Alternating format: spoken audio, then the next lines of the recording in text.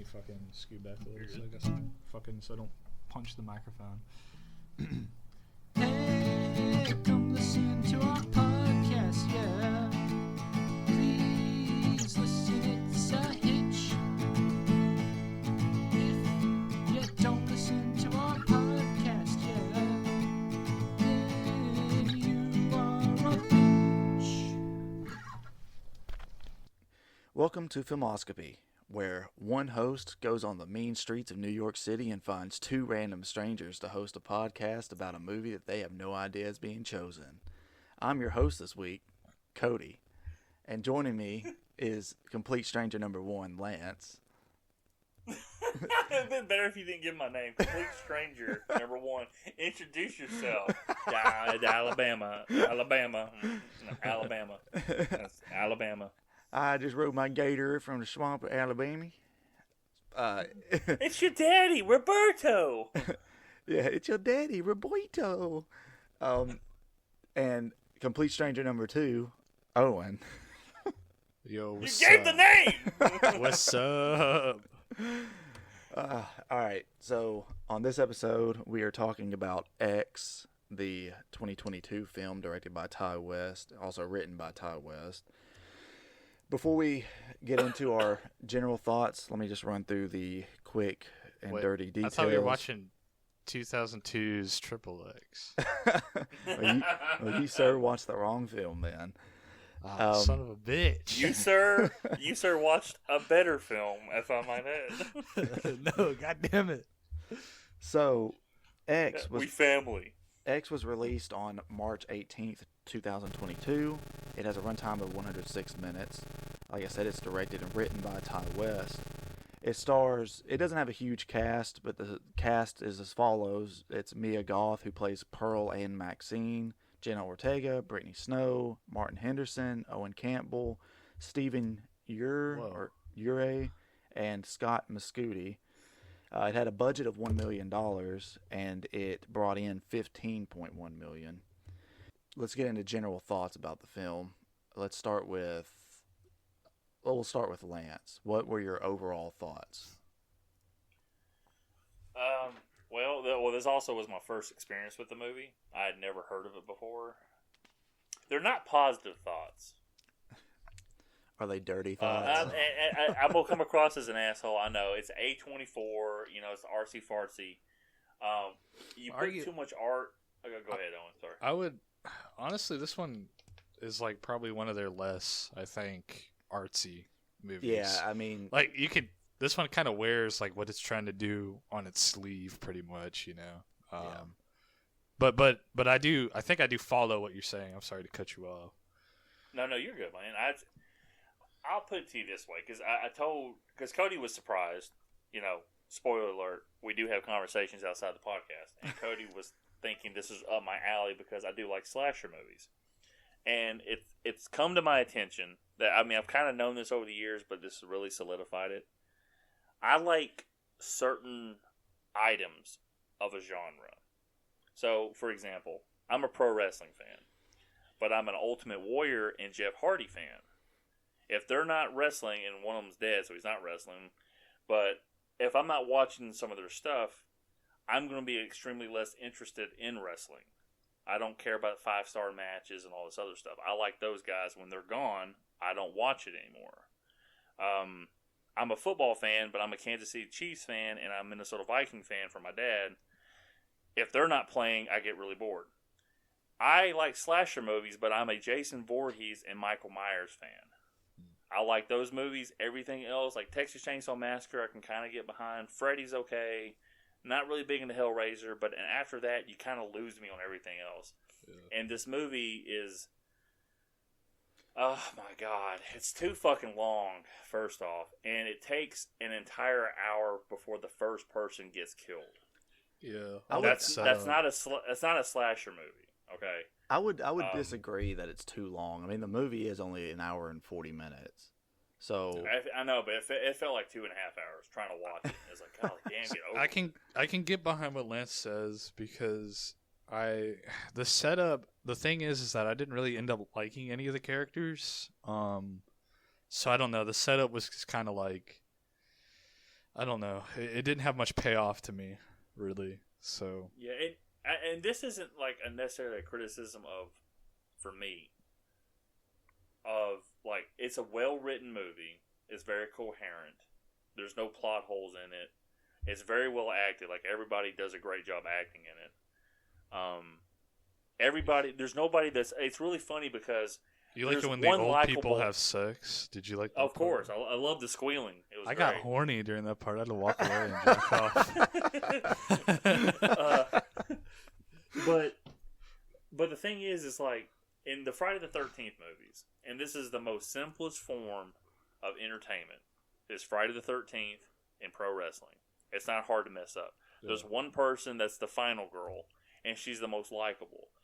Like, when I watch those movies, it's a guy in a mask that I like and I'm cheering for killing somebody. That doesn't make me demented because it's fucking fake. Jason's a walking zombie behind a hockey mask. Michael is a psychopath that's got 3 different origin stories, and he kills people, but he can get shot 6 times and not die. Yeah. So, like, this movie, I mean, I understand the whole gist of it. It's got the house. The house setting's kind of like Texas Chainsaw Massacre. The old people, like I said, I think it's well acted. There was nothing for me to get behind in this movie. There was no like singular killer that I'm like, okay, yeah, I like this dude. I hope he kills everybody. But there's no character for me that's likable.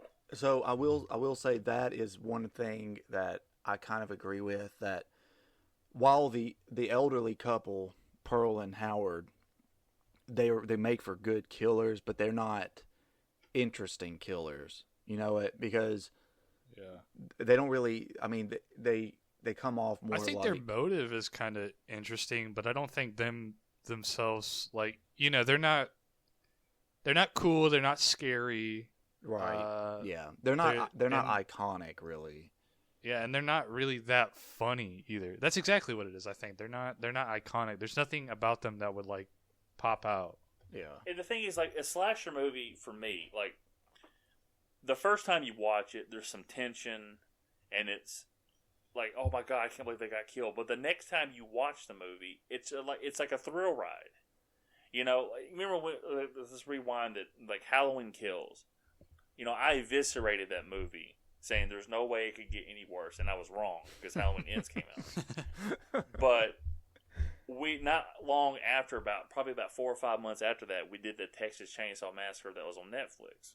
And you guys were, at best, lukewarm, but you kind of didn't like that movie. I fucking loved that movie. Because that movie was fucking fun to me. Like, you think they get away, Leatherface fucking grabs a chick out of the car and cuts her fucking head off, and he's just sitting there bouncing with her head like he's super fucking happy because, he's a dumbass. But that movie was just fucking fun. There was no fucking... everybody's like, oh, it's trying to make it a statement on woke people. No, that was the most popular thing. He put it in the movie, and then they killed them all.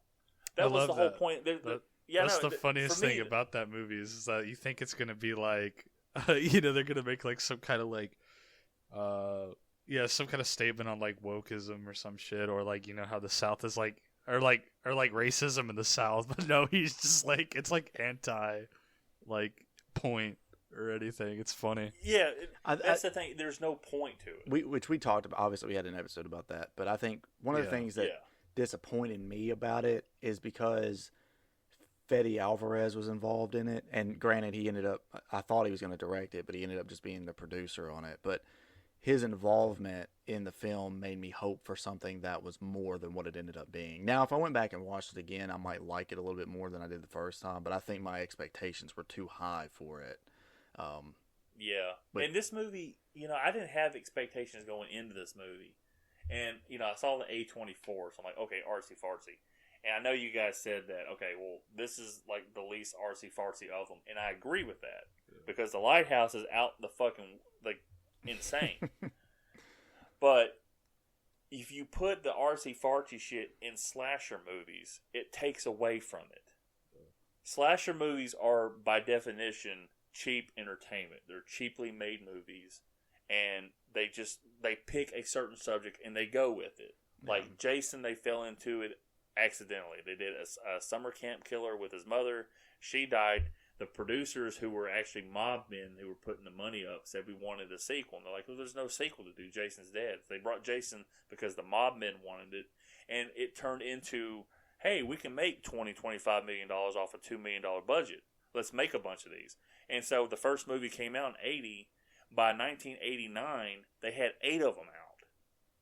You know, and people were getting tired of them at that point, but it still was making over $10 million. And that's a lot of money back then. Well, and okay, so just as far as the money making aspect, again, this movie made $14 million over it made $1 million budget. I mean, that's incredible. Yeah. I mean, I'm not. This movie's successful. What about the prequel? The prequel was also made on a $1 million budget. It only brought in $9 million, and I think. Let me just briefly go over the story, the backstory. That's also probably movie theaters not being as busy. Too. Yeah, well, the backstory of the prequel, no one even knew that it was being made, right? It was completely filmed in secret as they filmed X. And because it takes place, a lot of the sets are the same. I mean, obviously the farm is in it, and then there's scenes in the town and all that. But it had a $1 million budget and brought in $9 million, and no one even knew it was being made until X released in theaters. And at the end of the credits, there was a teaser for the prequel, which came out literally I think 5 months later in theaters. So. And I mean, it's already had a sequel greenlit that's releasing later this year, called Maxine with 3 X's in the name.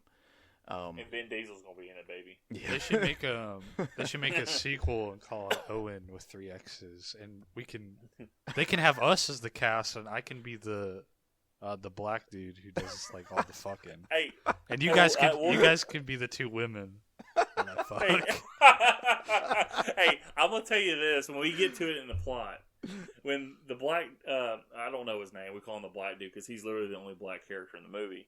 When he's standing at the doorway, butt naked, talking to the old man, and you see in the shadow his dong hanging there, that old man is so intimidated. It's hilarious. He goes, I'm looking for my wife, but he's like, I don't remember her name. I'm looking for that. They're like, hey, let's go look for her. He's like, let's go look for her. He goes, is this thing gonna bite me?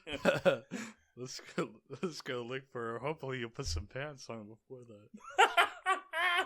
that. His name is Jackson. You might get that thing caught on some barbed wire. Jackson. He's a rapper too in real life. He's a what? No, I'm serious. Like the dude who plays him is not actually like a real actor. I mean, he might be now, but I think this is his first acting role. He's like a rapper. I looked him up. Rapper. Yeah. Okay. Oh. We'll try to refer to him as Jackson for the rest of the podcast. Kid Cudi. Yeah, I've heard the name. Nutty Putty.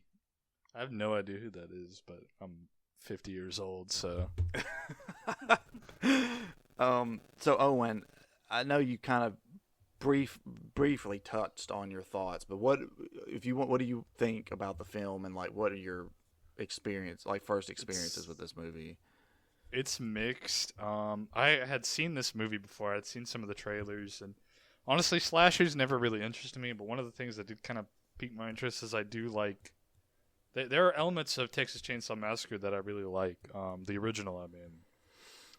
I like the psycho killer kind of thing, and the creepy, middle of nowhere, Ed Gein type shit. Like, I love that stuff. I don't know. It's cool to me. It's weird and creepy. You also can't forget the Psycho movies. Yeah, the because Psycho that's movies. Also based on, and that's the thing. Maybe I'm just paint by numbers. Like 1 that's purple, 2 that's blue. But I like the Psycho movies. I watch those movies not even so much because I like the first Psycho movie. It's actually the least watched when I go back and rewatch them. I love Anthony Perkins as Norman Bates, so I watch the sequels. So I identify with that character. I think it's great, and like I said, it's like Jason and Michael. Like those guys are just like, I mean, how are they going to kill the next person? They're wearing masks. So I'm just paint by numbers like stupid over here. When somebody puts out something I guess is quality, it's like, it goes over his head, you know. But yeah, like I don't know, I like stuff like that, so that kind of interests me a little bit about this.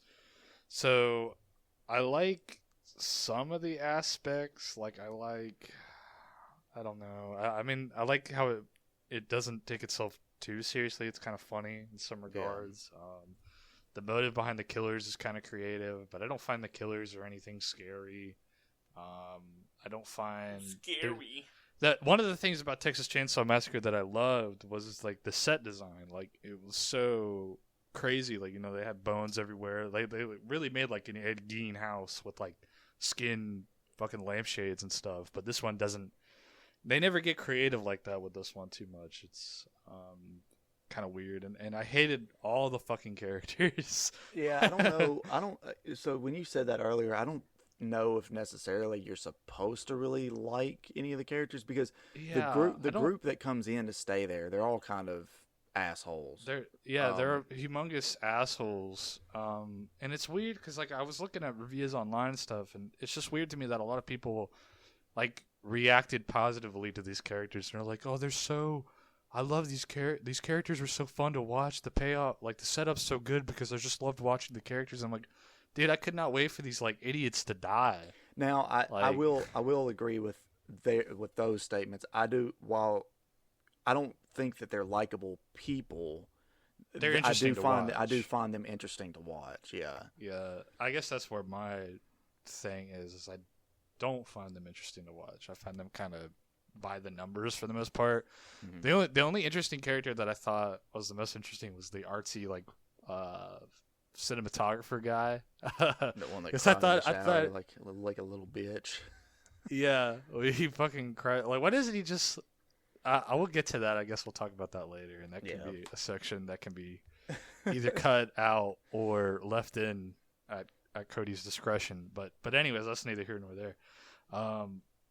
What was I saying? Oh yeah, I thought he was funny at first because I felt like he was like. At first, I thought he was like a stand-in for the director or something, like being like, I thought that'd be a funny little take, but I guess that wasn't really entirely the case. He makes a statement early on, right? And I feel like maybe it is sort of like the director speaking through the character, where, and you can disagree with this statement or not, but he makes a statement like, I'm trying to change this form of film on its head, or like make something that people have never seen before, something in that style, which of course in the film he's talking about pornography, but I feel like maybe that's sort of West trying to say that through his own film, like I'm making this 70s pseudo slasher film, but I want it to be something different than what anyone's ever seen before. Yeah, and it definitely kind of like, so a lot of those movies just take sex kind of like as like an exploitation thing. They don't have anything to like say about sex really, but this one, there's kind of like there's a thing with the villains. There's a reason behind it. There's a reason that the main characters aren't just porn stars because well, they might be a little bit because the director was horny, but but feel how hard I am right now. Yeah. Oh my God! Touch my penis and put it in your mouth, please. And the best part is, like he says, he's like, feel my penis, and then he feels his penis. The kid reaches out. No, that's the best part. The kid reaches out first, and then he grabs his hand, puts it on it. I felt like that scene was like, here, feel my penis. He grabs his hand, puts it on there. Now that dude was like, okay, like there was no second guessing this. That guy has a lot of times where he doesn't second guess a whole lot. I don't know. I guess kind of he makes. And neither does his girlfriend because she's an idiot. He lets his girlfriend fuck a porn star. Well, I don't think he lets her. She kind of like, well, why not? I want to do. He's so like. Let's not talk about it right now. We'll get into it. So just to briefly touch on it, my general thoughts and experiences with this film. I saw it for the first time when it was added to Showtime. It was one of those that online people had been going on and on about, like, oh, this movie is so good, it's so good, you got to watch it. One of the best horror movies of the year. And this was, of course, before Pearl came out, and like people like really went crazy for Pearl, which I do actually think is a better movie than this. But watched it. Loved it. Bought the Blu-ray for it. I've seen it twice now. Watching it this morning was my second time seeing it. I think it is very well made. And it does... I do like that it does do something different with that style of film. For one, I think a lot of it goes into what Owen already said, where these characters aren't these types of characters just for the sake of being them. It plays into the larger theme of the film, which is, the fear of aging and not Lack not of wasting sex your can youth. Yeah, drive you like crazy. you got Pearl. You got Pearl, who's like clinging to her past. Right, she's obsessed with the fact that she never became a star like she wanted to be, and she wants to be the center of attention, more or less. She wants love and affection, and the fact that her husband is too old to really give that to her, she seeks it out in these bohemians, as they put it in the film, that come to stay at the farm. And then you have the group who, they even have a whole like dialogue about it where, they say, oh yeah, we do this because, we love who we love, but we do this because, life's too short. One day you're going to look back and regret all the things you didn't do, so why not? And then she touches Maxine's titty. Yes. Don't tell anybody. I love it. I Don't love tell the anyone in titties your this room. movie. That's my favorite part of this movie, by the way. Well, when What? she says that, she goes, "Shh, don't tell anybody." It's like, what? Don't tell anybody I tried to touch your titty. I would have just like fucked the old lady. Like, I mean, shit. All this could have been avoided. Like, come on. I don't. I feel like I think that would have opened up another Pandora's box. To be quite honest. Well, I think Oh, there yeah, should be a problem because Howard. That's the reason why he kills Jackson, right? Is because, again, we'll get He's into. like, I can't compete with that. He said, "No, don't fuck my woman." But Say, you'll split her in two. but yeah. So one thing I wanted to touch on before we get into the plot, and Was it this Jackson's penis? yes, and This thing real? Look how big this is. I want to touch on that. He looks like an elephant. Suck on it, maybe too, but I don't know. We'll see what happens. we'll see where the night takes us. So one thing I wanted to bring up, and it's something that I didn't catch the first time I watched it, and it wasn't until I was watching this this video essay or something a few weeks ago about the film. The movie foreshadows most of the deaths in the film, right? So there's a section where, and we're going to start getting into like real spoiler talk here just so everyone knows, but Howard talks about, let's see, Howard says that at one point that he's worried that his wife, when he's, he comes down to the house or whatever, and he's like, my wife is lost, I'm worried that she may have fallen and broken her hip somewhere or whatever, right? And at the end, she tries to shoot Maxine, and he gets blown out the door and breaks her hip. Howard, one of the guys, I think Wayne, tells Lorraine, I think that's her name, Jenna Ortega's character, that, not to tell the old man what they're doing because it might scare him and give him a heart attack. Well, when she's being dragged in the house, she gargles or whatever, and it scares him and gives him a heart attack. When they're leaving the club at the beginning, there's a painting on the wall on the outside of the building, and it's a blonde with her clothes being pulled by an alligator. And Brittany Snow's character, the blonde, gets killed by an alligator. So, and I think the one other one is Wayne says that, he can't wait for the world to see what they're making because it's going to make their eyes pop out of their skulls, and he gets a pitchfork through the eyes. So, whenever I learned about that, I was like, oh man, that's actually cool, and it just completely went over my head the first time I watched it. Because a lot of times those types of dialogue and stuff, you just don't really think twice about it, So, yeah. But I just wanted to bring that up. I thought it was a really interesting tidbit about the way the film is written. Thank you for bringing it up, Cody. Oh, I'm just kidding. I do think that's pretty cool though, because I mean, the connections of it, which is cool. That's like we were talking off air. That's some IMDb bullshit you gotta look up too. Yeah. If you're just watching the movie, you're not gonna like really pick up on it unless the movie like grabs you by the ball sack. Yeah. The only one that's like really the most obvious one I think is the painting, but even watching it the first time and looking at the painting, because it's center frame, right, when they're walking out of the building, and I just didn't make the connection like later on when it actually happened. Yeah. So, but I suppose we will go through the plot real quick. Sorry, excuse me. I'll have to. Hey, editor, edit that out.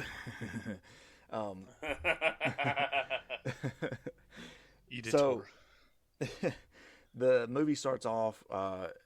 They're at a strip club. Maxine is snorting coke in the dressing room. Wayne comes in and says, it's time to go. Get up off your ass and let's hit the road. And she says something in the mirror about, you are a star or something like that. And, what is she says? I deserve the life that I want, or something like along those lines. It's the life. Because I want the life I deserve. Because you find out later on, her daddy's the preacher on TV. Hey, spoilers! Wow, wow, wowzers, I liked that man. twist, by the way. That was one of the things I kind of liked. Yeah. So, yeah, they all go. They pile up in the van. They hit the road. They are going to a farm to film a porno because I guess it's cheaper. It's cheap to rent out there because they've raised county taxes or whatever, and so a lot of people are just renting out spare space. They get to the farm. I mean, obviously they stop at a gas station first, but the only real thing there is that it shows them starting to film. You also learn that Jenna Ortega's character is a bit uptight and kind of disapproving of this film that they're going to be making, but she's there because her boyfriend is the cinematographer. When they get to the farm, they meet Howard. Howard pulls a gun on Wayne, and because he can hail off my property, little man. He confused. At this point, I mean, to kind of sidetrack, I guess, but at this point, I thought they were gonna do like a Texas Chainsaw. I didn't think that the old people were gonna be the killer. I thought they'd have like some kind of other killer. I thought they would pull like a switcheroo and be like, the mean old man and shit aren't the crazy killer, but they kind of just went with that anyway. Right. That disappointed me. At this point, I was looking at the time and counting how much time I had left. You didn't. What piqued your interest? Did you get your interest piqued when you saw what's her face with the jizz on her ass? No, I like that part. Look, I'm not gonna make any. That's honestly I have a significant other that's going to be listening to this. Yeah. And I'm not going to say anything that might make her upset because I love her so much. I just say things; they just come into my brain. I'm sorry. Well, see, I see. The thing is, though, I do that too. Though the only problem is, Owen, you're in Mississippi. She's not going to reach out and smack you. Yeah. So that'd be illegal down here. See, that's why this movie didn't. That's why this movie didn't scare me. I live this every day. But the thing is, you just film pornos. No, you let people come on your property and film pornos. Yeah, and then I fucking kill them afterwards. Dump their car. I got what I wanted. But the thing is, man, maybe the first killing and then the second killing, I got kind of creeped out. Ooh, but it was like a momentary thing. But then after that, and I've noticed, Cody, I've been bopping my legs. I apologize. I noticed while watching this, it's like, I was just ready for the fucking movie to be over with. It's an hour and 46 minutes. Okay, after we talked about that, before that. Once you get through all this quote unquote character setup, it took an hour. It was literally like an hour into the movie. I'm not exaggerating, for the first person to fucking die. I get it. That's what drags it. And the thing is, like I said, when we talked about nobody's likable in this movie, that's 100% accurate. Nobody is likable with this movie. But in most slasher movies, there's one person you can find that you root for. This felt like a Rob Zombie character, not as vulgar and over the top. Hey, look at me! I can say fuck, and I don't like my mom. Now, Rob Zombie's characters are just ugh. But yeah, they're just you like it. There's fucking clowns. At least Rob Zombie's it's pretty funny though. I like how we it's three completely so Cody loves this movie. I'm pretty indifferent, and then Lance fucking hates this movie. It's okay, complete... look. This movie isn't as bad as Charlie and the Chocolate Factory. If you want to go back and listen to that. I think it's okay. I think there's I think the hype is kind of weird for how derivative, it seems. I mean, it has some cool aspects to it, like I said, but so far, even the setup is kind of like. I mean, the I know setup they is they very play Texas Chainsaw Massacre, right? Yeah. I mean, you know, And they're not ripping it off. It's a nod to it. yeah. But Yeah. the only thing is, you have these very two old feeble people that are going to kill you. Who by the It's way, like, are literally they have to be in their 80s because Pearl takes place in like 1919 or 1918. It's in the midst of the Spanish flu. Like that plays a huge theme in that film. I caught that yeah. back then. Those shit sucked. And this is in 1979, so like it's been 60 years, and she's got to be in her early 20s in Pearl. So, That sounds cool. I want to watch Pearl instead. I Let's will watch pick, Pearl. I'm gonna end up picking Pearl. I don't think Lance will like it very much, but I like I will period end up God picking damn it! Owen's like, man, I want to watch Pearl now. I'm like, why don't you shut the fuck up, Owen? Pearl- How about that? Sounds Pearl better pulls- than this one.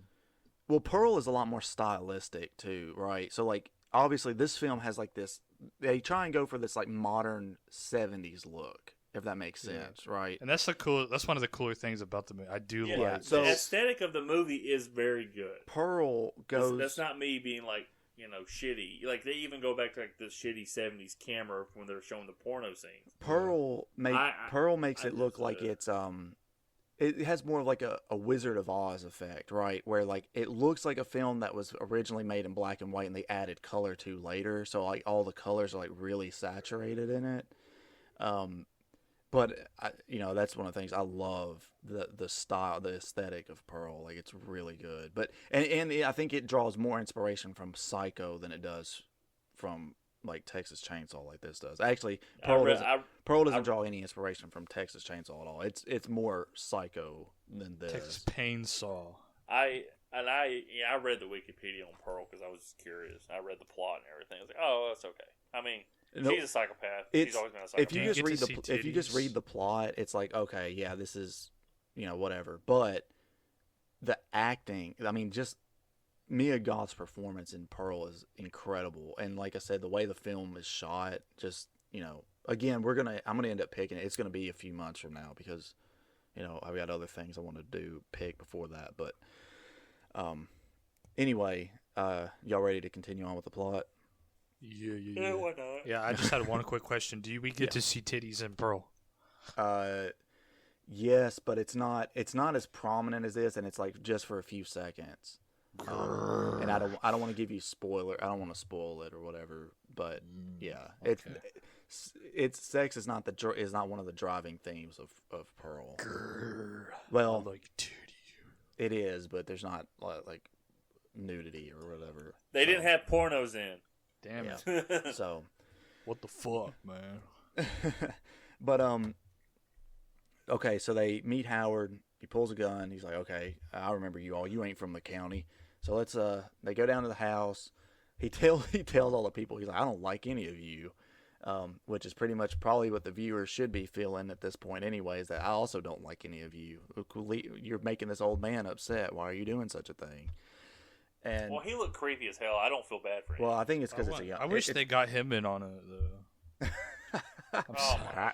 I want to be. I'm I want sorry. to be in this movie. Yeah, he's like, I don't like any of y'all, but if y'all let me in the movie, that'd be a different story. So gross.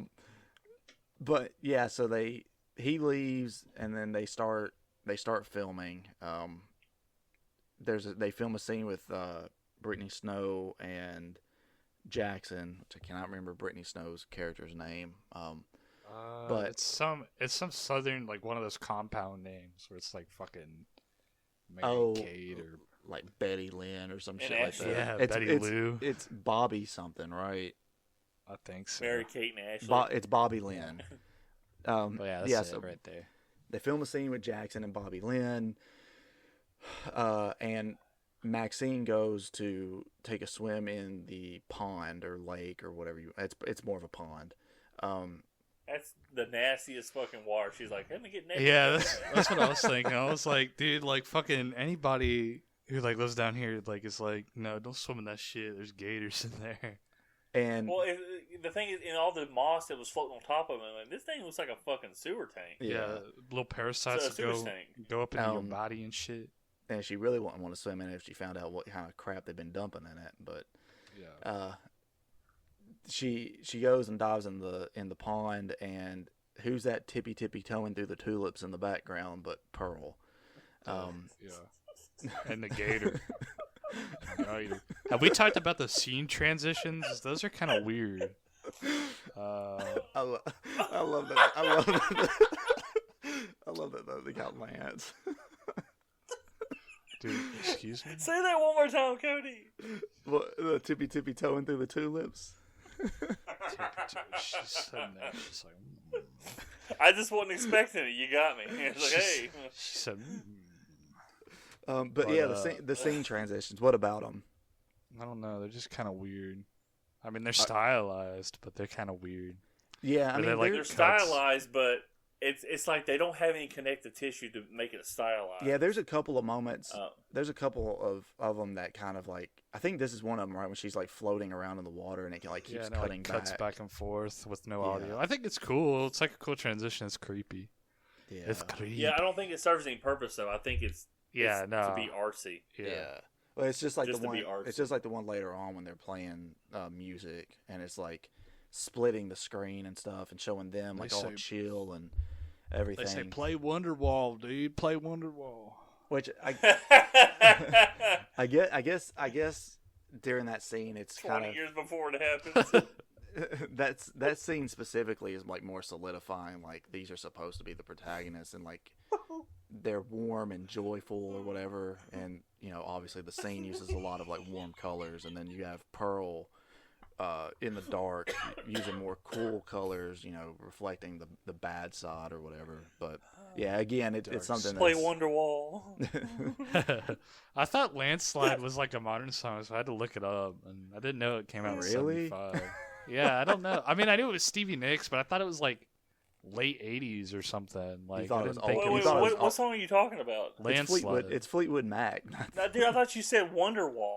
Wonderwall. Wonderwall is 90s, I think. But No. no, I wasn't talking about Wonderwall. I thought that's the first song you said. It's like, play Wonderwall. And it's like, Yeah. this in the 90s. Like No, 20 years before it I was That- talking that is about what he said. Landslide. I thought Landslide was later than the 70s. Yeah, Right. Owen did What make a was joke that? about Wonderwall, but now he's saying that he didn't know that Landslide was from that time period. Yeah. I like Wonderwall a lot, though. The Wonderwall. So let's see. When she gets out of the pond, she wanders up to the house, right?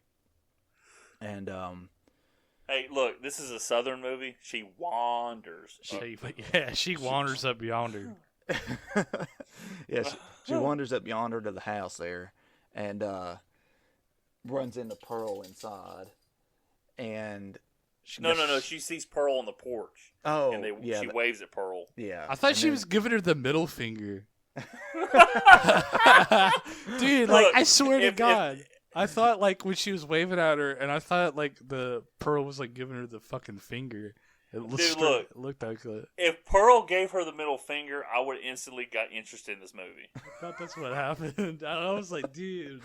I was like, that's fucking awesome. But then I guess she was just waving her. She's just waving. All of a sudden, Pearl's just like, "Fuck Yeah. you, Fuck you, bitch. Oh man. Back down at the Don't leave no skid marks in my beds." down at the Snail trail. cabin, Bobby Lynn and Jackson and RJ have a conversation. Or no, not RJ. Lorraine or whatever. Have a conversation about, you know, Jackson's all proud of himself or whatever, and Bobby Lynn makes it clear that she's just a good actor. And I ain't gonna lie to you. Seeing how big it was, she wasn't acting. Tell you what. I'm just gonna be completely honest. I mean, that damn thing was like That's fucking what the size of my lower leg. That's what I say to my dick after I have sex, and I look at it. No, like, after I watched that movie, I'm sitting on the toilet using the bathroom. I look down. I'm like, from my kneecap to my toes. That's how big that motherfucker was. Yeah. I look down at mine after sex, and I'm like, yeah, I know she wasn't faking. When I give her all 3 inches. um, Oh my god. God. So back up. Look, that might not seem like a lot to you, but you got 2 inches on me, buddy. Sorry, I was rounding up. I'm at 1.5 inch. Sorry. Fuck, well, I'm at a half in. I mean, So back up at the house, Pearl is like kind of somewhat showing Maxine around the house, but she's like staring at okay, it. well, no. Here's the thing, though. That's not what's happening first.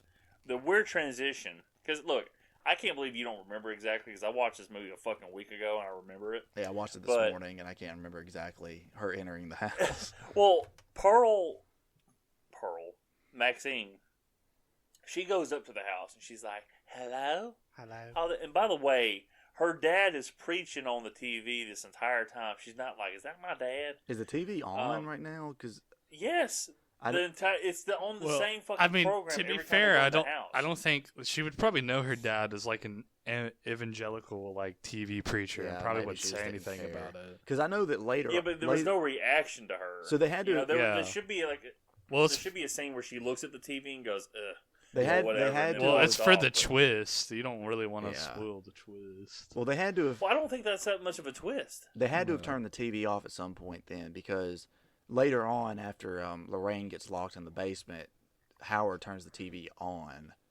So that's why I was asking if the TV was on when Maxine goes up to the house that first time, because I don't. Yeah, no, it definitely is as she walks in. Okay. It's on. But she walks in and she's like, "Hello." Well, hello," also and then remember also- he was on the TV at the gas station too. Yeah, there's no reaction to it, so it just seems like that was. I mean, that's a reveal. I'm like, what kind of? It's not even a fucking reveal, to be honest with you. But Pearl shows up. You want some lemonade? And then they're sitting at the table. By the way, Maxine is sitting there in overalls with no shirt on. So it's got to be the most awkward thing. Like, I mean, look, I'm fat, so I have titties. If I wore something like that, they'd be hanging out. Some side boob going on.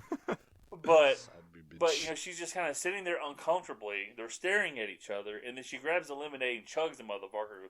I guess I gotta get going. I'm like, what the fuck is going on in this scene? They're not even talking.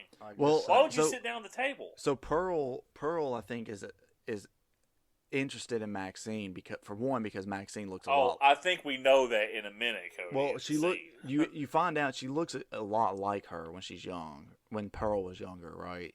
She looks at the photograph. She looks at the picture on the wall, and you can see, well, somewhat you can see that she looks a lot like Maxine. But then Pearl's like, "This is me when I was younger," and she starts going, "Kitty." and obviously, like, you know, Pearl becomes obsessed with Maxine because I think that they're starting to kind of foreshadow the fact that Maxine reminds Pearl of when she was young and wanted to be a star, and she felt like she had that star potential, and it was all you know, as she puts it, taken away from her later on when she brings it up. But yeah, she ends up touching Maxine, and she's like, "What are you doing?"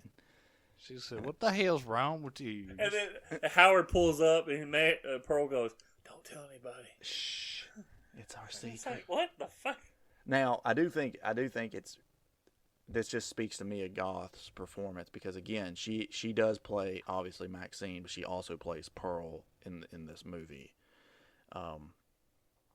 So I think it is really well done because they do feel like two different characters, which, you know. So Does Pearl feel like a much different character in Pearl? yes, I mean, it's not like you're just taking Maxine or whatever and plopping her down into that plot. Yeah. I mean, and like I said, I think this movie is like extremely well acted. Like, there's not anything bad with the acting. There's not anything bad with like the cinematography. It's just this movie is trying to be an important slasher movie, and it doesn't work for Right. me. That's the problem I have with it. It's like, okay, you have all these characters that you don't want. Okay, See, there's not one character that you can relate to that you like in this movie. yeah, But then again, there's not a killer that you want to root for to kill it. I think the Kill any movie. of them. My big issue with it that keeps me from like really liking it is that I think the movie just doesn't do enough to shake up the formula, if you ask me. It does. Look, I agree with that. When you say that, it reminds me of this. It's like, okay, we're gonna sit there and make all of our shit important, but we're not gonna change any of the tropes. Like, you could have done something fucking different. A slasher is like a very broad fucking term, but it has the same like concept. Like, you can change the shit if you want. They didn't change anything. You know, they put this movie, and like I said, I mean, I'm sure people will watch it like, I really like that movie. I'm like, well, that's good for you. Go play in traffic. I don't know. But I just, there's things about this movie that I'm like, okay, that's cool. I want to like this. But what it has in common, okay, I went the Rob Zombie route talking about it. Like, Owen, you were talking about, I think you were referencing like the Devil's Rejects and House of a Thousand Corpses and all that. You like now, clowns, those movies have humor in them.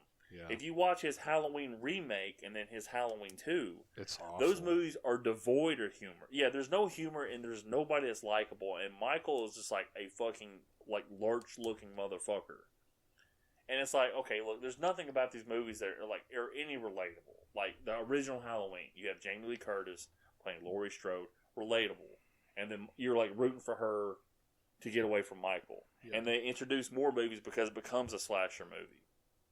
But this movie, it's like, there's literally nobody you're like rooting for. Everybody's like fucking weird. And I'm not weird. I mean, to be honest with you, I like Jackson of all the people. Maybe it's just his grandfather clock arm he's got down there. His huge cock that makes me horny. That's my favorite part. but I mean, he's just there to fuck for the film.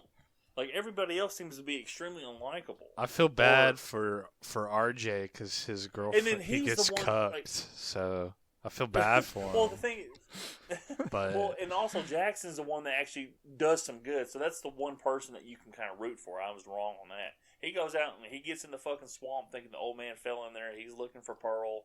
I'm like, he's the one dude that's got like redeeming qualities, and they fucking kill him. He said, back when I was in fucking K-Son, man, we had fucking VC. The Wire, man. Yeah. Oh yeah. To be honest with you, like he's the character I like in this movie. I just kind of realized that, like, you know. Speaking of him, I forgot to clarify that his death is also foreshadowed early on when they first get to the house, and he tells the old man, he said, I've spent enough time, avoiding being shot by farmers, and that's exactly how he ends up dying. Obviously, you know, he gets shot by a rice farmer. Yeah. So that's not the same, actually, Cody, because see never mind. It's not even funny. Cody, that's not exactly how it works. Yeah. Because in the script, it's supposed to go. You know. Yeah. So anyway, Maxine gets out of the house. Wayne finds her. It's time to film her scene in the barn. Go down to the barn. The whole scene about her being the sister of Bobby Lynn's character.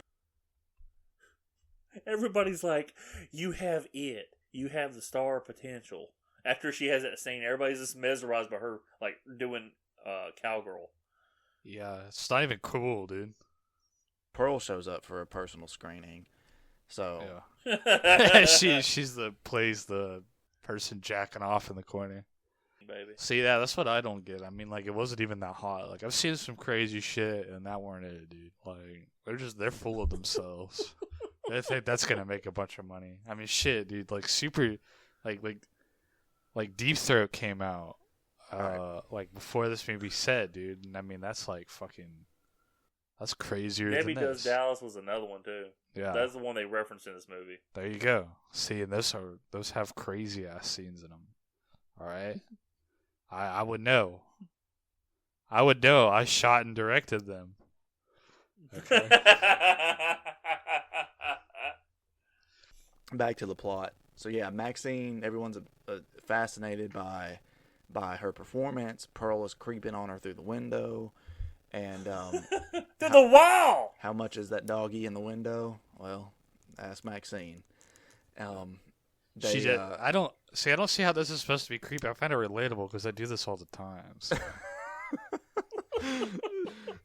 So then we cut to the My neighbor closes her curtains now. Yeah. They have boards on their windows, so I can't really do it anymore. But So we cut to Wayne making bologna sandwiches for everybody, and this is when Man, okay, look, that thick sliced bologna looked disgusting to me. yeah, it's like, man, you're not even cutting this I'm shit not a even. bologna fan. I ain't even trying to cut this shit evenly.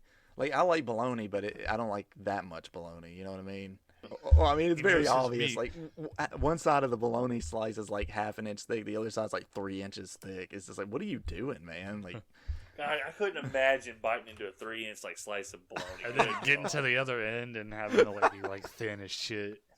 No, I don't like bologna in period. My dad likes bologna. I don't like bologna just either, disgusting to me. unless it's like been like fried, like so fried that it's like almost burnt. That's like the Fried only way I like bologna, yeah. bologna. That's the only way. I like salami. Like Yeah, hard salami's- avocado salami. I can eat Salami's My like dad good as used- fuck. my dad used to make this thing called potato boats, where literally it would be a slice of bologna, and then you would take a scoop of mashed potatoes and put it on in the middle of it, and sprinkle cheese and paprika on top, and then you put it in the oven, and like it would cause the edges of the bologna to like kind of fold up, creating what looks like a boat, and that shit was good. But Actually, anyway, does sound pretty good. There we go. Yeah, we have a cooking recipe in the middle of the podcast too. So yeah, this is where they have their conversation. We already touched on about how life is too short and all that. Yeah. And then Lorraine says that she wants to be in the movie, and RJ kind of freaks out about it, and she kind of So, she throws. This go is ahead. where we. It was great. This She's is- like, I want to do it, and he's just like No. staring. And he goes, "No." This is where we dive into it. Now, this is the part of the movie where I got like a little like, I don't know, Teary-eyed. weird. Did you feel, No, did you feel good for the woman standing up for her rights? Yeah, no, yeah, I got horny because I imagined myself fucking his girlfriend, but no, I don't know. Lauren, It please just ignore that. it had a really weird and I mean like I said, we can cut this out, but like I don't know. It felt like the message was like that he should let his girlfriend like fuck this guy just because that's the Well, right thing to do. Like I don't know- Like is I don't- the writer a cuck? Is my question. I don't know if there's a specific message behind it, except maybe if you wanted to find a message, it's like, well, it's a woman's right or whatever. But that you can see throughout the film, because again, she starts off, being like, why are we doing this sort of attitude, and then like as she's watching when they're filming the scenes, you can tell she's kind of getting more into it, and that's when after they talk about, oh yeah, life is too short, then she's like, I want to be in the movie. So, and Hey, real quick, let's turn back to one thing. Cody, could you imagine if your dad made those like little bologna boats Yeah. with like a 3-inch slice of bologna? I don't think the bologna would curl if they were 3 I like the inches. bologna. But I don't think it would. I don't think that shouldn't be cooked all the way through. Look, I mean, all right. I've literally been thinking about this like the last minute. I'm like, that 3-inch slice bologna would not like curl up the way Cody would, Let me put it like in you're this talking about terms, this. right? Okay, so you have your bologna boat, right? And all of a sudden your bologna boat wants to get eaten by somebody else after you already, like, fucking prepared it, all right? What? That's what I'm saying. It seems like the thing is with this chick. What's her name again? Wednesday. Yeah. Wednesday, yeah. Tuesday. The wrong thing, but her name is Lorraine.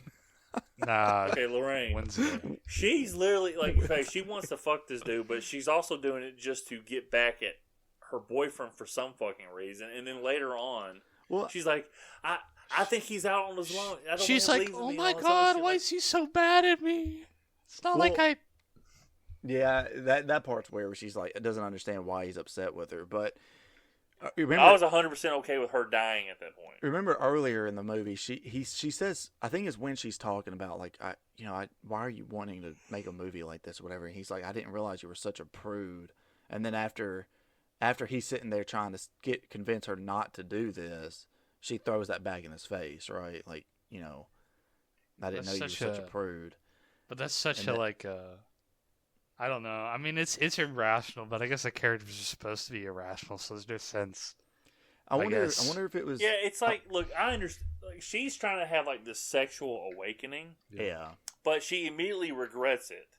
Yeah. I don't think Not I really don't think regrets she it, but- regrets it at all. I don't think that's my issue with the whole thing is that it seems like that the message of this particular moment in the film is that it was within her right in this like relationship that these two had for her to fuck this guy, and like it seems Well- like that's how they framed it, and it was Yeah. like really Well, she off-putting. does end up regretting it later on, right? Because once 'Cause, yeah, shit he's starts dead. going down, she kind of blames them for, well, obviously, Yeah, it's her fault. Like to be quite honest with you, the impression I got was this dude has never made a movie before, and this is his chance to get into movie making. She goes, "Why are we doing this?" Yeah. And he's like, "Why are you such a prude? Like, it's just kind of like, shut the fuck up and let me do this thing. Come on, we're trying to make money here." Yeah. And she's like, I'm gonna fuck that big guy. Yeah.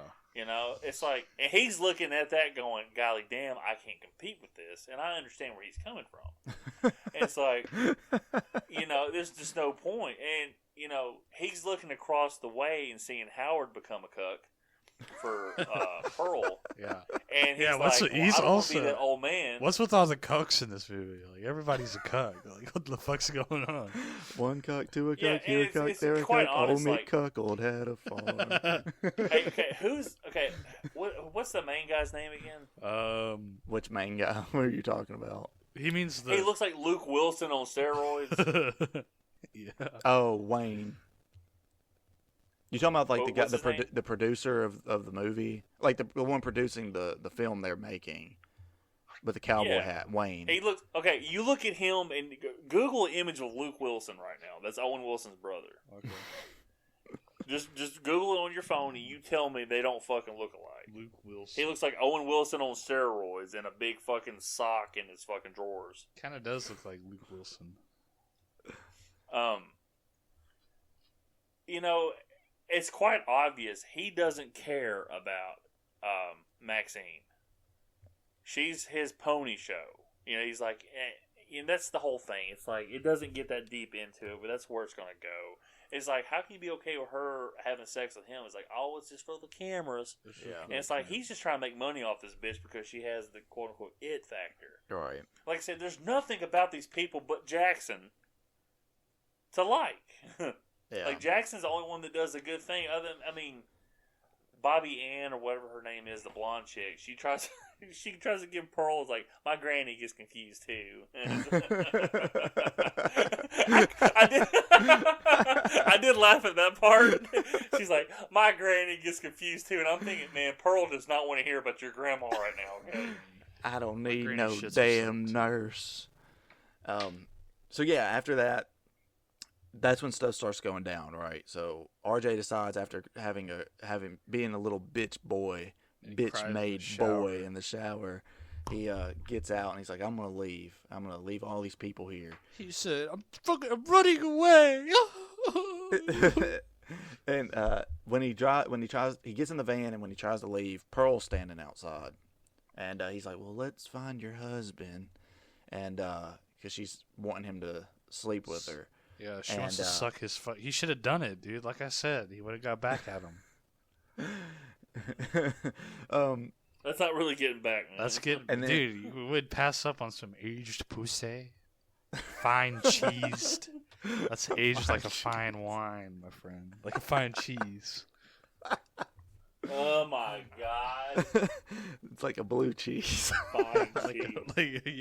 blue cheese. It fucking probably looks like blue cheese down there. A from the cheese.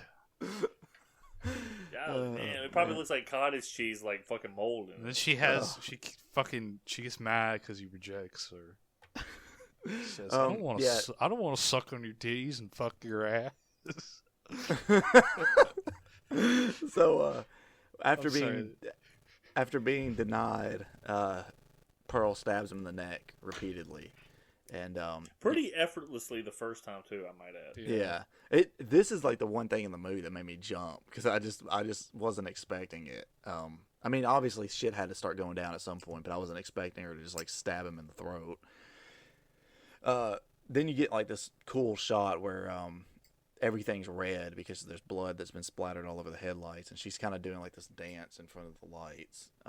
Yeah, I like that. I do like that scene too. That was pretty cool. Like that whole part. Like after a while, it's like the first few times she stabbed him, I'm like, ooh, I'm kind of grossed out because, I mean, it looks realistic. And then obviously I can tell it's a dummy she's stabbing at that point. Yeah, once it I'm gets like, okay, so bad, looking. it gets so bad that it's just like chunks like being pulled out of it. It's like, And then you, like I said, the headlights of the truck is covered in blood, so everything's red. I'm like, that's pretty dope. And then it plays that Chelsea Wolfe Wee Wee Marie cover that she has that's in this movie. So yeah. Which I think that whole moment is like Pearl. You know, it goes back to her wanting to be a star or whatever, and I guess the red lights remind her of that. No, I don't think it's so much that. I think it's Pearl, like, she's killing him, and that's, like, symbolizing her orgasm. yeah, Maybe. You know, So- it's like the whole, like Michael Myers, like, in the Halloween movies, he doesn't have a physical release. His physical release is when he kills people. So do you guys know? It's not a big significance, but that song that plays over that. There's a reason why they picked that song. It's a World War I song about like an American soldier over in France during World War I, and he's trying to fuck some French broad, and that's pretty much the song.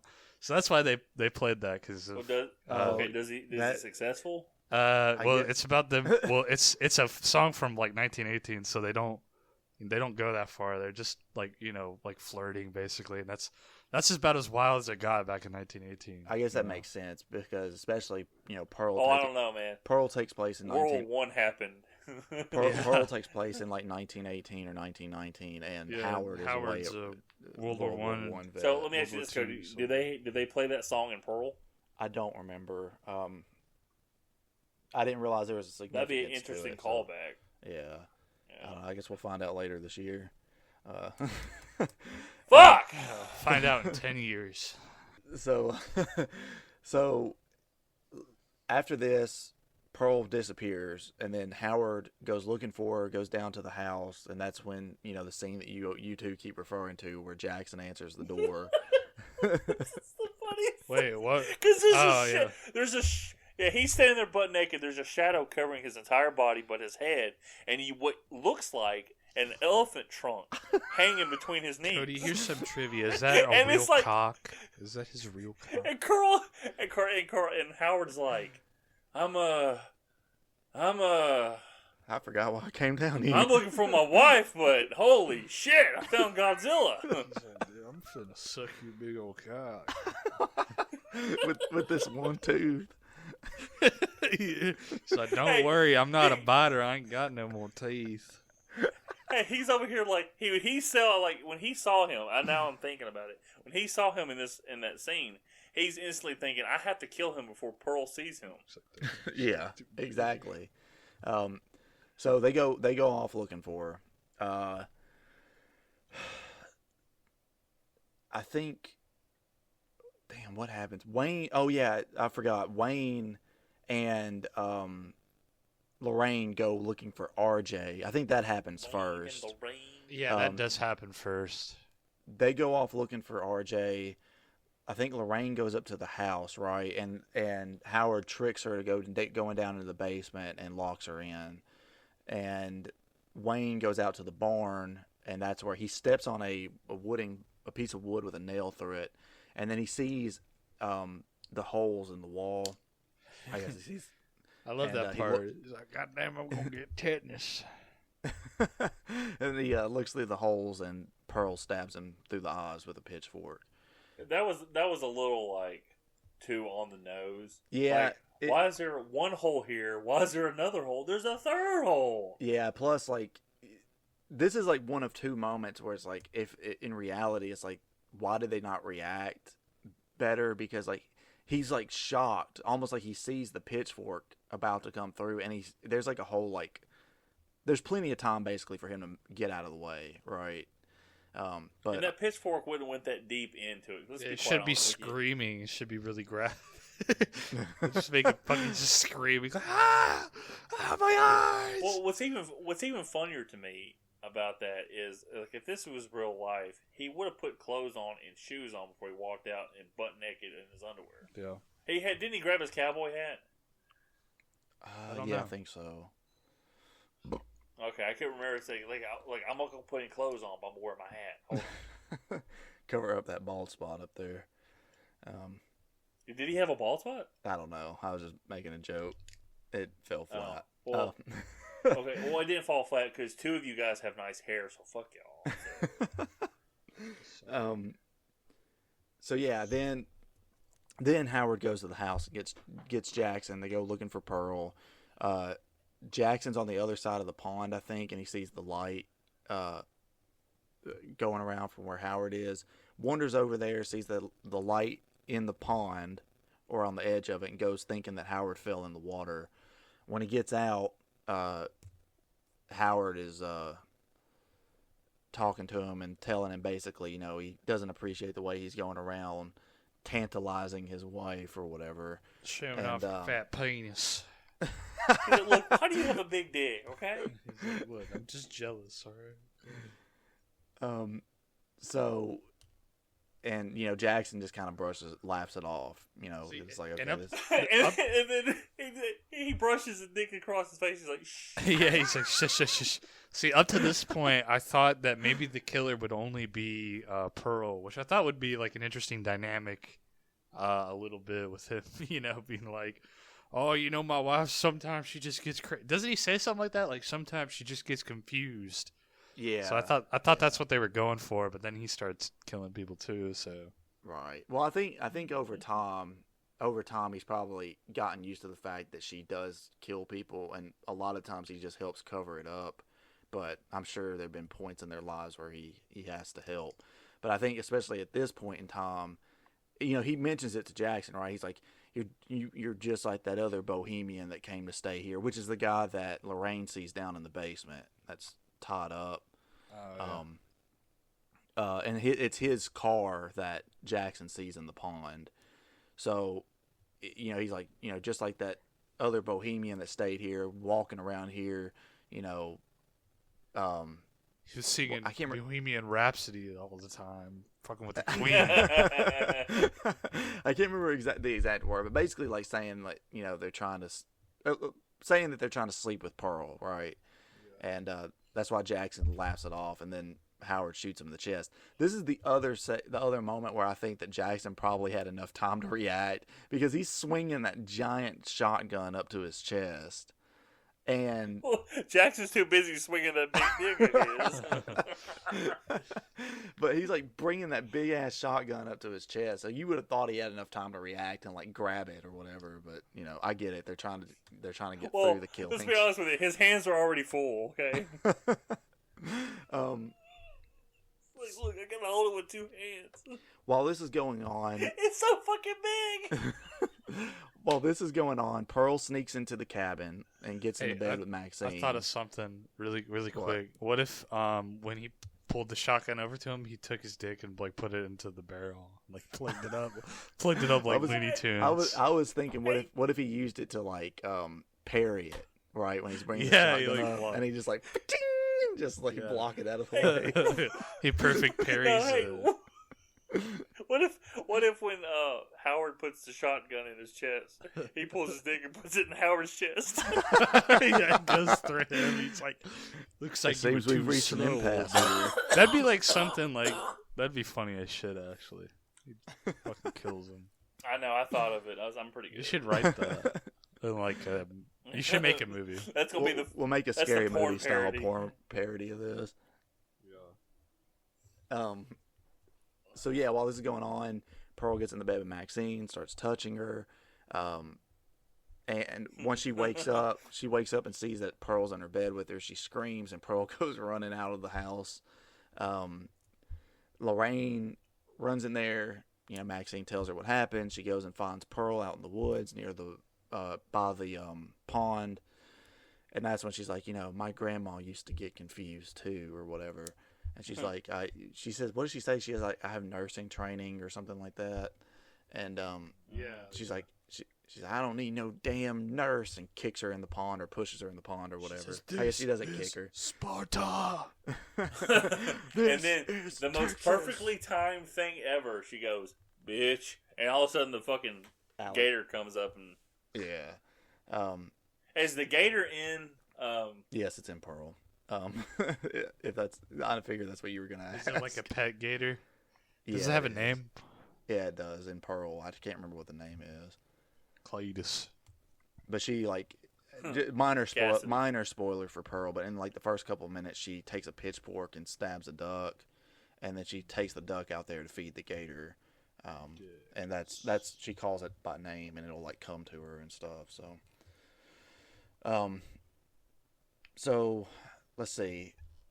Maxine hides under the bed because Howard and Pearl make their way in the house into their little cabin or whatever, and then they end up having sex. And you can't just go away from the scene. It goes on for quite a while as well. It's supposed to be uncomfortable. Yeah. That it is, but Owen is not uncomfortable with it. and Howard, again brings up the fact, he has a bad heart and all that. And Maxine's He's like, I just had another dude's dick on my chest. he's like, he plugged my shotgun up with his dick, and then he killed me with it. Maxine slips away, runs up to the house because she wants to look for the truck keys. She hears Lorraine in there. Oh yeah, I forgot. At one point, Lorraine busts part of the door off, and she's reaching for the latch, and Howard like breaks her hand with the butt of the shotgun. Yeah, that was pretty gross. And but anyway, so she gets up there, she lets her out. That's when Lorraine's like trying to run away, and Maxine's trying to get her to stop. And she says, "I hate you," and all this. She goes to run outside and just gets. Hey, Cody, you can't get past it. You need to do your "I hate you." I hate you. She runs outside and gets blown away, which I guess That was pretty fucking sudden too. He's like, "Bam!" yeah. I think And this. then Howard in the old person voice, "Is that her?" Oh yeah, I think because he keeps asking for all the women or whatever. He keeps asking if that's the one that Pearl was wanting or whatever. Is that her? Yeah, no. He's like, "Is that her?" That's a stump. She says something too. She's like, "No, but I don't need her anymore. I have you again," or something like that. And That's beautiful. yeah, real beautiful from these crazy people. Does he ever reload the shotgun in this movie? Oh no, he didn't. That was out in the swamp. No, I don't think so. But I mean, you can suspend your disbelief. I mean, there's plenty of time in between. I just thought about it just now. It's not like a Planet Terror type situation where he's just like unloading rounds for 2 minutes straight and never reloading. Or Commando. Yeah. So why do these people never have to reload their weapons? So they go in. Maxine is hiding. She has a gun. Yeah, she got the gun out of the glove box, right? Of the van. And she's hiding. They come in. Or Howard is dragging Lorraine in. And then, she gurgles and gives him a heart attack and he dies. And Pearl is freaking out. And that's when Maxine... Pearl's like, he had a heart attack. Like, bitch, who cares? She's like, what'd she say? I don't fucking care. Where are the keys? It's like, yeah, I mean, why would she care, you crazy bitch? Wait, call the doctor. Wait, Yeah, I'll call 911. yeah, call the doctor to this violent murder scene that's happened. But that's when it'd be like a Texas Chainsaw twist where the doctor's been in on it for years or some shit. Now, that would actually be kind of cool if that actually happened. Yeah, or if like the sheriff, you find out at the end that the sheriff was in on it or something. But He's like, we're taking you back. So Maxine tries to unload shoot Pearl after she gets the keys. Pearl's telling her, all this stuff about, you're just like me. You'll never make it. You'll never be a star. You'll end up in the same place as I am. And Maxine says the line that she says from the beginning of the film when she's looking in the mirror about, she wants the life that she deserves, or she deserves the life that she wants, or whatever. And doesn't the priest say it too on the TV? Yeah, I think he does. And At the same time. then, yeah, Pearl tries to shoot her. Maxine ducks out of the way because Pearl's like 85 years old and takes forever to fire this giant shotgun. it blows her out the door, and she breaks her hip. And then on the TV, you hear the preacher, that is what I call divine intervention. Pearl or Maxine goes outside. Pearl is asking for help again. She goes to leave. She gets in the truck. Pearl is like crawling out to the driveway, calling her a bitch and all this stuff. And she backs over Pearl's head and drives away. As she's driving away, she says, divine intervention, praise the Lord. And then she shows her drive off. It cuts back to when the sheriff is looking around the property. You see the big twist where on the TV, the preacher reveals a picture of his daughter, and it is Maxine. And he says she's been gone, and we're looking for stolen by. Yeah, she says he basically says that she's been swept away by sin or whatever, leading this sinful life or whatever because she's a porn star, or I guess she's a stripper as far as he knows because she's just now making a porno. And then they find the camera, and the sheriff says, they're like, what do you think is on here? And he's like, well, judging by the look of things, I'd say it's one messed up horror picture. And then that's the end. and then that film was this movie. Dude, that's crazy. That film was literally me, dude. That's literally me. That film is literally me. So I do want to bring up, again, they are releasing a sequel later this year called Maxine.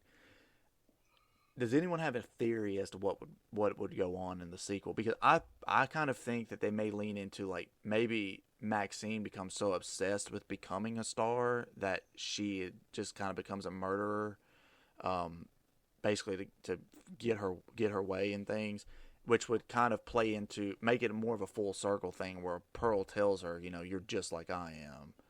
And because Pearl's been... You're literally me, bro. Yeah, Pearl has been... Pearl was literally me. Pearl has been a psycho killer for most of her life. So, any thoughts on what is a potential sequel, or do you want to just graze on by that?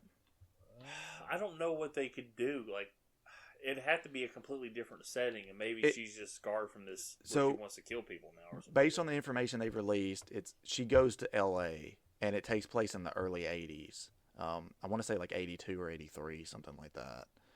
So, and obviously she goes out there to become a star, and more than likely, judging by the name of the film, she's probably a porn star. Cool.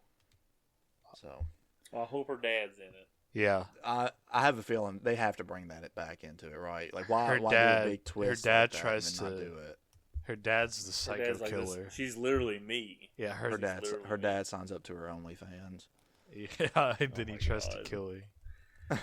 Oh God. Her dad is literally me, literally. So I guess at this point we can get into our recommendations before we talk about what films we're doing next. So Lance, would you recommend this movie? No. Okay. Owen, would you recommend this movie? I'm neutral, meh. I mean, it's not a bad movie in any way. It's competent. But I don't know. I didn't see all the hype around it and stuff. I'm not gonna say that it was a completely terrible watch, but I didn't say it was terrible. Yeah. I just said it was boring. Yeah, and I agree with that. So, and that's the thing. It's a boring movie. It's well made. I don't think it's well written. Okay, maybe it's well written. Like I said, I think they're just trying to be. I mean, I can tell because I watch a bunch of Friday the 13th and Halloween movies and Freddy and all this other shit. They're trying to be artsy fartsy with the slasher movie, and it's like I said, it's that uppity bullshit. Like, well, we're too cool for school, type of shit, and I don't like that. You sound like the director. You can't do that with this. You sound like the director of the Terrifier movies. I don't know if either one of you know what those are, but I have no idea. But he sounds like a class act. Terrifier 2 released last year. I know this is a bit of a tangent, but oh, that's the dude, the fucking clown looking thing. Right? Yeah, and people apparently, like, fans of like classic slasher movies love it because you know, you've got your monster who does, you know, all these like super creative, just like kind of unbelievable type kills, and it's got like some of the goofiness of, you know, some of those old 80s slasher movies. But he did an interview after that movie came out, and like someone asked him what he thought of like A24 style, like, you know, basically what we refer to as elevated horror. And he basically said like, oh yeah, this is definitely the worst era for films. It's like, dude, I understand that you made like a schlocky film and you're proud of that, and there's a bunch of people that love it. That's fine, but to call this the worst era of film, specifically when it comes to horror film, and for like, and for like, that, it's really weird. Everything. Yeah. But here's the thing, though. Everything is. Go ahead. Just go back to 2000, like the mid 2000s, and look at the kind of garbage horror movies that were coming out. And it's not like A24, like elevated horror or anything like that's like fucking like they're not blockbusters. They don't take up the fucking like. No, he's not saying that. I think he's saying like, okay, as somebody, I don't know, I've never watched these movies. His movies have got great reviews. Well, his second movie got great reviews. The first one got terrible reviews. The first Terrifier. Yeah, but it became a cult. But so he's got. The thing is, it's like he probably comes at it from a mindset of like, look, all this is like fucking subjective. But the thing is, you have assholes online or people that review movies. Yeah. And you know, I lean more to kind of like Owen. Yeah. They're literally Owen, bro. They're literally metaphysically. But it's like, okay, instead of enjoying, you know, a movie for what it is a fucking movie, it's an experience. People always want to compare shit, which is fine. But when you make a movie, if it's not as good as something, quote unquote, as like, you know, The Lighthouse, or you just don't fucking get it. That's the mindset of this A24 shit. This movie does not fucking work for me in any fucking way. It was boring. It took too long to get the kills. And then when they got the fucking kills, it was a standard slasher kills. Like, if you're going to sit there and be, like, snooty about this genre, at least do something fucking different. And they didn't. Yeah. There's nothing about this. There's nothing about this movie. I was and hoping, I'm not saying... Oh, go ahead, Owen. No, Cody, go ahead. You sound like you had something better to say. I'm not saying that this is specifically the movie he was referring to. I think when people think, and I don't think they would even consider this part of elevated horror anyway. Yeah. I think that elevated horror goes back to what we already talked about. Like the Babadook and shit. Babadook, The Witch, Hereditary, Midsummer. Those but The Witch, sort of things. Isn't The Witch put out by A24? Yeah, I think. Yeah, I think so. See, that's the thing. Like, I will say this. Like, I don't get The Lighthouse.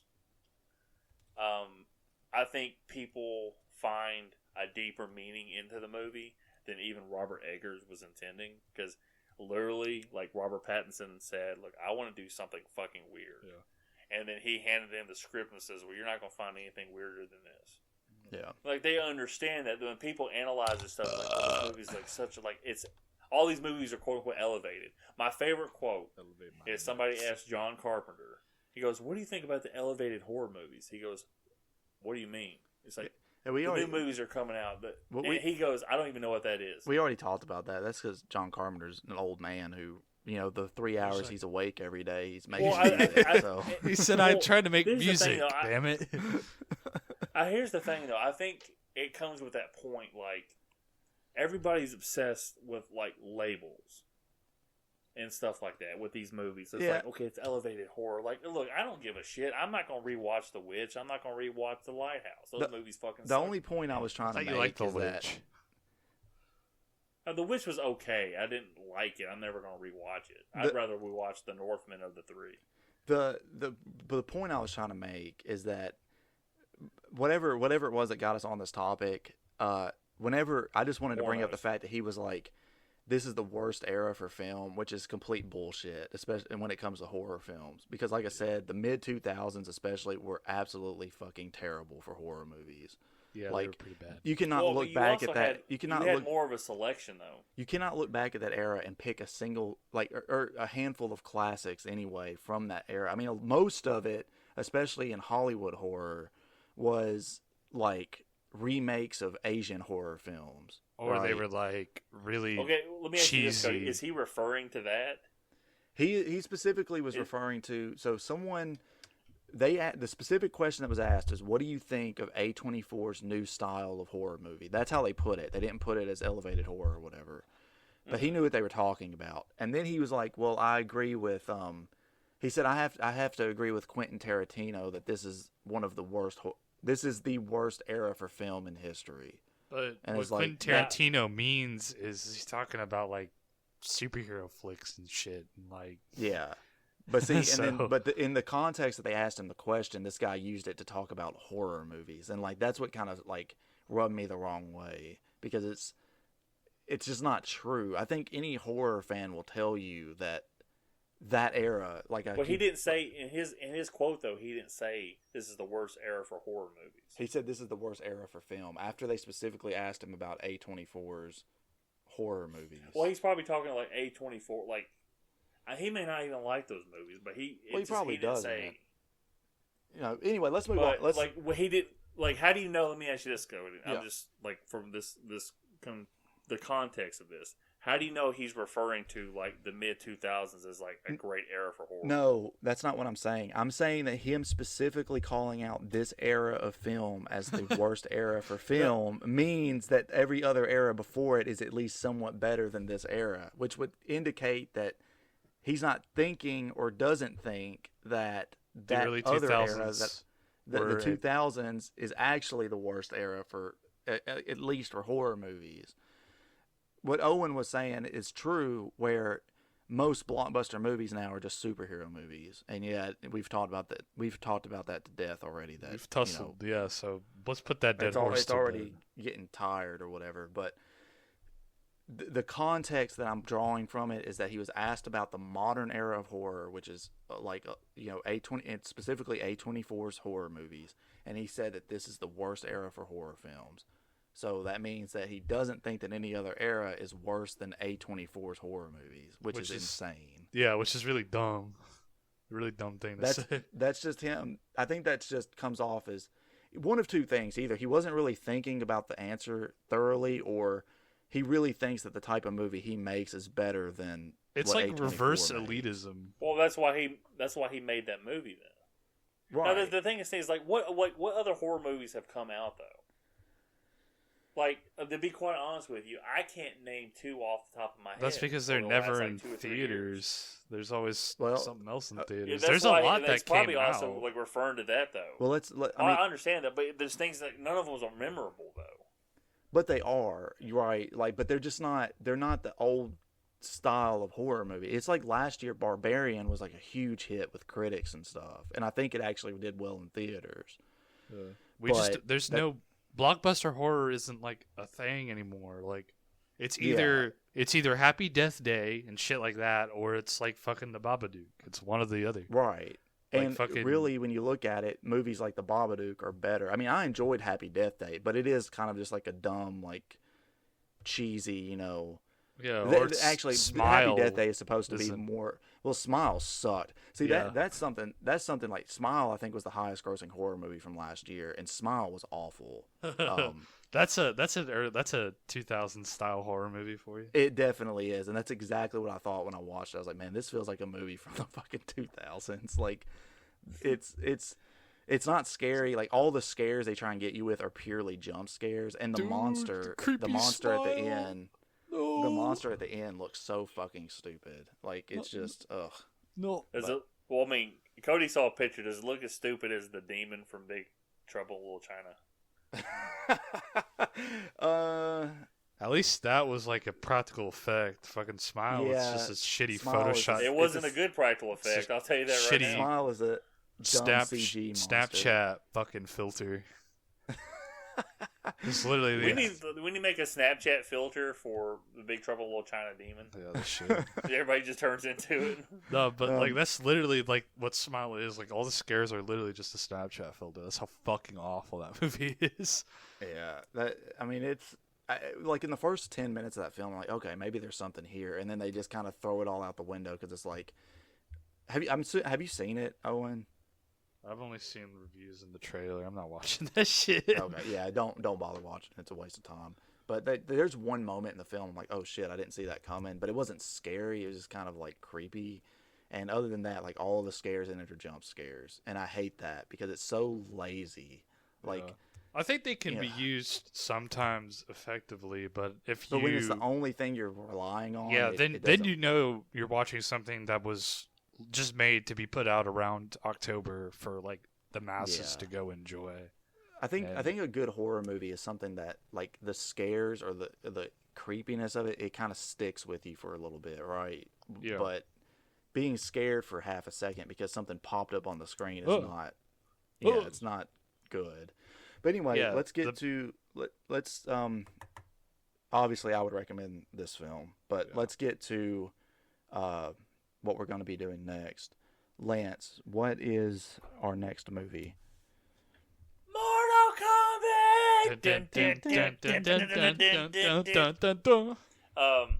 The 1995 classic Mortal Kombat, still the best video game adaptation of all time. And yeah, so we're gonna do that, and there should be a few sound clips in that episode as well. Yeah, I just wanted to do that. After we watched Big Trouble in Little China, like I knew that influenced Mortal Kombat, and I just got into a kick. I'm like, you know what, fuck it, let's watch Mortal Kombat. I hadn't seen it. I watched it like probably a week before I watched Big Trouble in Little China. And Savannah's like, you're watching that again? I'm like, fuck yeah, I am. I've watched this like 100 times. So yeah, Mortal Kombat. All right, Owen, do you have an idea of what you're wanting to do next? Nah, I'm gonna have to look.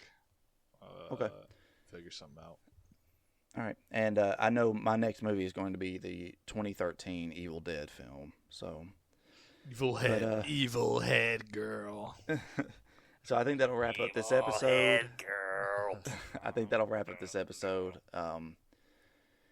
If you enjoy this episode, please subscribe and share it. Sharing it would go a long way to help us build our listener base. Thank you, Sarah, for sharing it on Facebook. But yeah, Send me an OnlyFans gift card as well. To Sarah? Are you asking to Sarah? No, not to Sarah. Just to general the audience. I mean, Oh, Sarah, okay, if you well, I have one, had just asked Sarah, and you're like, "Hey, also give me an OnlyFans discount." I'm like, "What the hell are we doing here, man?" just in general to the all right. audience. So that'll be it for this episode. Everyone will see you next time.